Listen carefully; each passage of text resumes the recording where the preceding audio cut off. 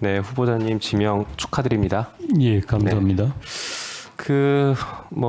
오후에 일단 보충 질의 때는 정책과 관련된 질의를 좀 이어갈 것이고, 지금 질의에서는 도덕성 검증과 관련된 걸 좀 말씀을 드려야 될 것 같아요. 그래도 그 전에 한두 가지만 말씀드려보면, 아까도 말씀하신 것처럼 임기가 1년도 안 되는데 대통령께서 지명하신 것을 보면 특별한 신뢰관계가 있지 않고서는 쉽지 않겠다라는 생각이 들어서 그 부분 이따 한번 잘 고민해 보시고요. 그리고 그 짧은 임기 동안에 무엇을 할 것인가 제도 개선 고민하셨는데, 그것과 관련해서 독일처럼 우리도 헌법재판소가 수도인 서울에 있지 않고 다른 지역으로 이전하는 것을 검토해 보시죠. 실제로 광주광역시 헌법재판소로 이전하는 법안도 발의가 되어 있습니다. 5.18의 상징적 의미를 갖는 광주에 헌법재판소 이전 고민해 보시고 이따 오후 질의 시간에 다시 한번 답변 부탁드릴게요.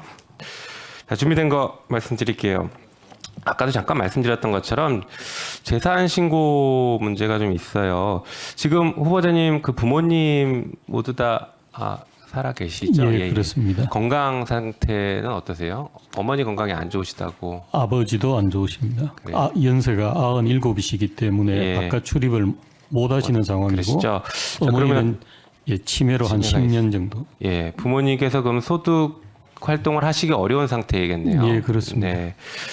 그런데 보니까 후보자께서 재산 신고를 쭉 해오다가 2007년부터 재산이 공개가 됐는데, 공교롭게 그때부터 부모님의 재산을 고지 거부를 하기 시작했습니다. 예. 예. 그래서 그 무렵에 그때까지 이제 재산 신고된 부모님의 금융 자산을 보니까 6,300만 원이었는데 2018년에 고지 거부 증빙 제출을 하면서 이때 부모님의 재산을 봤더니 금융 자산이 6억 400만 원. 10배가 증가했어요. 방금 말씀하신 것처럼 부모님께서 건강도 안 좋으시고 특별히 소득 활동을 안 하시는데 어떻게 이렇게 10배나 증가했는지 굉장히 의아합니다. 자, 그리고 다음 보여주시죠. 지금 모친의 삼성증권 잔액을 보니까 이게 2억 6천만 원이 현재 있는 것 같고요. 네, 그 다음 또 보여주시죠.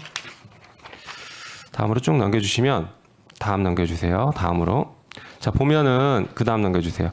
고지 거부하시면서 보니까 후보자께서 한 150만 원 정도씩 정기적으로 부모님께 생활비를 일치하셨던 것 같아요.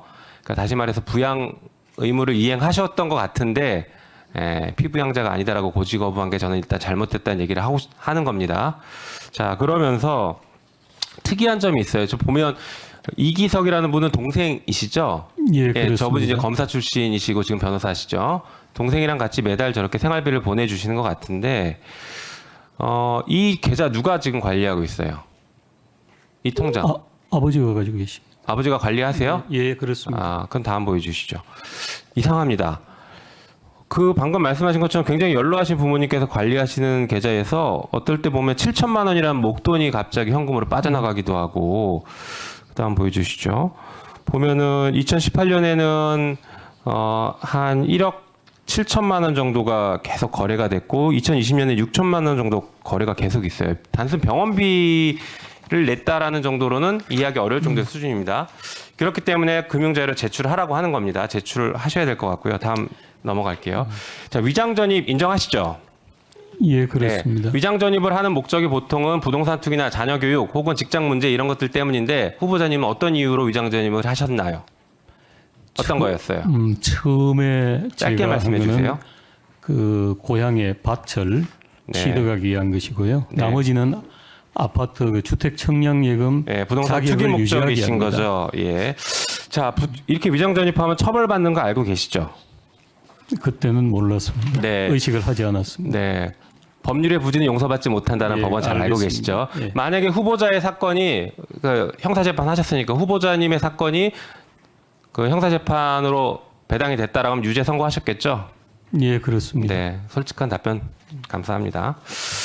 네, 그래서 보니까 그 후보자는 고위공직자라서 잘 피해간 것 같아요.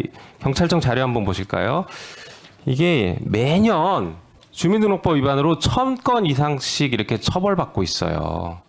고위공직자라서 이렇게 잘 피해간 것 같은데, 이 적어도 헌법재판소 소장으로 임명되는 것은 국민의 눈높이에 맞아야 된다고 생각합니다. 다음 보여주시죠. 청약 당첨되려고 주택 환수에 위장했을 때는 주택 환수하고 형사처벌도 받고 있다. 뭐 이렇게 여러 가지 사회적인 문제가 되죠. 그 다음 보여주세요. 다음 보여주세요. 보니까 그 다음 보여주세요. 위장 전입으로 공직 후보자를 사퇴하거나 임명 부결된 현황이 저렇게 많습니다. 네, 고위공직자로 낙마했던 경우가 저렇게 많죠. 후보자님도 지금 위장 전입을 총 6차례 했어요. 맞습니까? 6차례 위장 전입했는데 고위공직자로서의 자격이 부족하다라고 스스로 생각하시고 사퇴하실 의향은 없으십니까? 예, 저번 2018년 청문회 때도 말씀드린 것처럼 이 여하를 막론하고 고위공직자 또 후보로서 과거에 위장 전입이 있었던 것 잘못된 점 인정하고 사과드립니다. 그러니까 사퇴할 의향은 예. 없으신가요? 예, 그 점 때문은 없습니다. 네, 불법의 평등 없다라는 얘기 알고 계시죠? 예, 예. 알고 있습니다. 예, 다른 사람들은 저렇게 사퇴했는데 동일한 불법을 저질렀지만 나는 예외다 이렇게 생각하시는 겁니까? 다음 보여주시죠. 후보자님께서 이런 답변하셨어요. 좌우명이 남에게는 관대하고 자기 자신을 엄격하게 대한다. 이게 과연 그 자세인지 한번 돌아보셔야 될 것 같습니다. 국민의 눈높이에서. 자, 그런데 투기 목적 제가 아까 말씀드렸는데 한번 볼까요?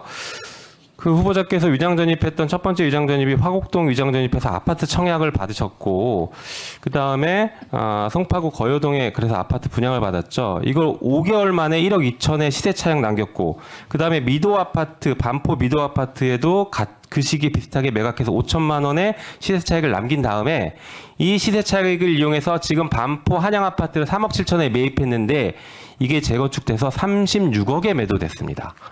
시세 차익이 32억이에요.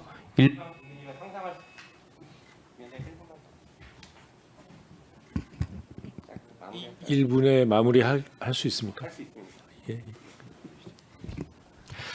일반 국민이면 상상할 수 없는 그런 막대한 시세 차익을 노렸습니다. 그리고 아까 보셨던 것처럼 일반 국민들 같은 경우에는 부동산 환수 조치까지 했다. 범죄 수익도 환수 조치한다. 이런 여러 가지 얘기들이 나오고 있는데 어떻게 후보자님은 이런 막대한 이익을 얻고도 사퇴하지 않겠다라고 하시는 것인지 좀 납득하기 어렵습니다. 답변 한번 해주시죠. 예, 우선 뭐 큰 시세 차익을 얻었다는 점이 국민들께서 생각하시기 부적절하다는 점은 이해할 수 있습니다. 대단히 죄송하게 생각하고요. 제가 거주하던 한양 아파트는 바로 서초동 법원 옆에 있는 아파트입니다. 그 당시로는 가장 낡은 아파트에서 시세가 쌌기 때문에 제가 매입을 하게 됐는데 한 20년 살다 보니 그게 재건축을 하는 바람에 지금과 같은 시세 차익을 얻게 된 겁니다. 제가 결코 투기 목적으로 구입한 것은 아니고 20년 동안 그 집에 살면서 바로 옆에 있는 직장에 다녔다는 말씀을 드립니다. 네, 김용민 의원님 수고하셨습니다.